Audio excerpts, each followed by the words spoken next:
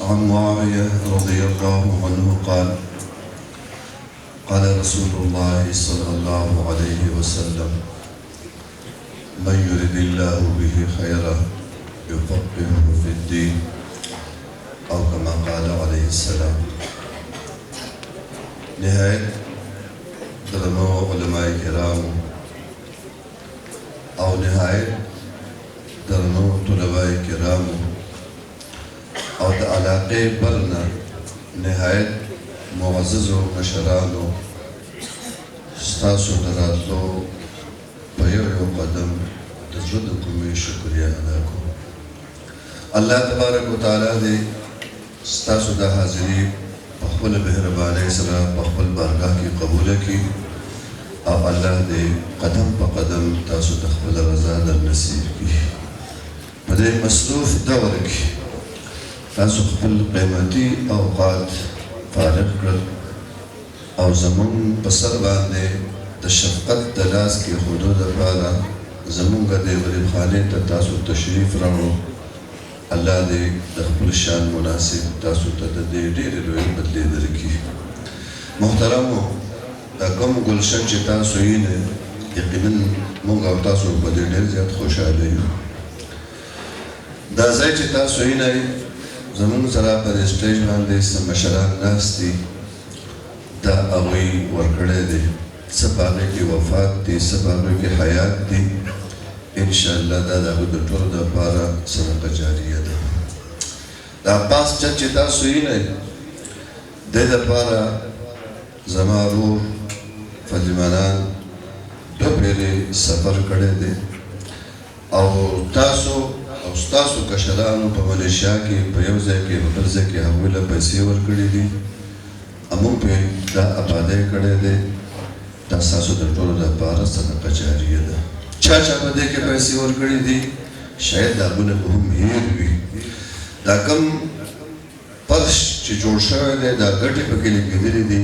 په دې کې زموږ د تورسک د سلارزو د ایلۍ د پیر بابا ګدیزو د چینې ډېرې د دیوانه بابا د باجګټې یعنې څومره چې کارخانې دي هغوی زموږ سره په دې کې تعاون کړی دی.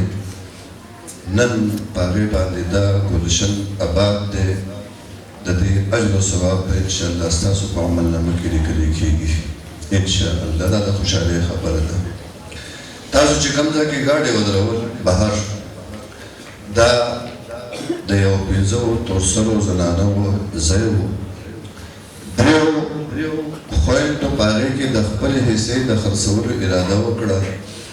الله دې هغوی خوشحاله کړي. موږ ته یې وویل موږ یې خرڅو که تاسو د مدرسې دپاره اخلئ. موږ سره هېڅ هم نه و. د مدرسې اساتذه وو مشوره وکړه. قیمت زموږ د قابونه بهر و. 15 حصې دي ټولې هغه 15 حصې تقریبا د 2 کنالو د پاسه لږ شان دي. موږ پکې 3 حصې اخیستې دي او د هغې 3 حصو قیمت یو 2 کاله مخکې 1 کروڑ او 36 لک روپۍ وي. موږ د الله په نوم بروسه وکړه. ځای مو واغستو. د مشرانو د کشرانو د نارینهو د زنانو د میندو د خویندو په دعاګانو سره او ستاسو د اهل خیر په تعاون سره د الله په مهربانۍ هغه پیسې پوره شوي دي. د ځمکې مالکانو ته رسېدلي دي. ووایي الحمدلله. شاته دې طرف ته د الله مهرباني وه. زمونږ یو ورور زمونږ د دې ادارې وړومبنی محتمم د حاجي سمندر حاجي صاحب مرحوم زوی مولانا عبدالاکبر مرحوم رحمت الله علیه د هغوی کشر ورور یو کنال ځمکه یې د خپلو والدینو د خپل ورور او د خپلو بچو د ایصال ثواب دپاره اخیستې ده. مدرسې ته حواله کړې ده او د هغې سره الله پاک په خپله مهربانۍ د هغې سره په ګاونډ کې د 14 محلو نور الله مو له بندوبست کړی دی. دې طرف ته شاته شکر د الله مهرباني د 33 مرلې ځمکه دا دې مدرسې ته الله ورکړې ده. انشاءالله ستاسو دعاګانې به وي ستاسو تعاون به وي او وخت به راشي لکه څنګه چې دا بلډینګ جوړ شوی دی دغه شان ستاسو د اهل خیر په تعاون سره به هغه بلډینګ هم تیار شي انشاءالله.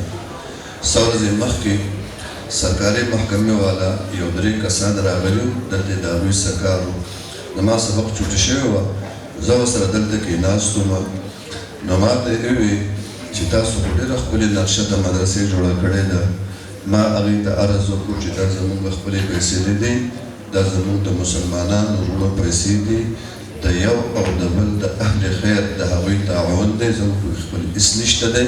د هغې وینا دا وه چې ټیک د تعاون خو د هغوی دی، خو تاسو ډېر په ښکلي ځای کې لګولی دی. انشاءالله زموږ د الله د ذات نه امید دی چې دا به الله قبول کړي او ستاسو دپاره او ستاسو د مشرانو د کشرانو دپاره به الله د دنیا او د آخرت صدقه جاریه جوړه کړي انشاءالله. زه بیا د ټولو مېلمنو د زړه د اخلاص نه شکریا ادا کوم. او دا کوم مخې ته چې تاسو یې کوئ ګلونه دا 25 طلبا دي، دا زموږ د دور حدیث طلبا دا اخرنی مجلس دی د دې زموږ سره. دا به زموږ نه رخصتېږي، پته لګي دا چې بیا به چېرته په لږ ملاقات وشي وکړلی شي. زیات په دې کار کې د دوی ملګرتیا زما سره شته ده، چونکې زه د دې مدرسې مشر خادم یم. په دغه حواله د کار په دوران کې د دوی زیات وخت زما سره په درسګاه کې تېر شوی دی. زه الله واسطه دوی له ورکوم، ستاسو په موږ باندې ډېر زیات حق و. یو ټکي باندې پوه کول دا ستاسو په موږ باندې حق و، زموږ ذمواري وه. ما سره خپله سرشتې د تاسو په صلح کې پوه کړم. زما اخلاق هم خراب دي، بد اخلاق کې ما کې شته دی. د درس په دوران کې به ما د خپلو کشرانو وروڼو ته وایم، ورته بچي وایم، کله مې دې ته غوسه هم کړې ده، کله مې دې ته پار هم کړی دی. د الله لپاره د دوی نه معافي غواړم او دا یو درخواست کوم د قیامت په ورځ په رشتو ما په شان په دامنه بني ادم ګریوان نه نیولی دوزخ ته بوځي. ستاسو سره یو ربط تعلق پیدا شوی دی، بس یو شفاعت به راله وکړئ، د خپل شفاعت په بنیاد به ما د الله نه خلاص کړئ. دغه یو درخواست دی د ټولو خدمت کې. معافي به راته د زړه نه کوئ. د خپلو ټولو استادانو دپاره ستاسو نه معافي غواړم. وخت ډېر تېر شوی دی، مازه وخت هم نږدې دی. زموږ دروند مېلمه حضرت صاحب صاحب هغوی تشریف فرما دي، هغې به راځي ختم هم کوي انشاءالله. بیا به د ټولو دپاره دعا کوي، الله پاک دې ستاسو دا ناسته قبوله کړي او ډېر په ادب سره په شوق سره تاسو ناسته کړې ده، اخره پورې شرکت وکړئ. الله دنیا او آخرت ښایسته کړه. واخر دعوانا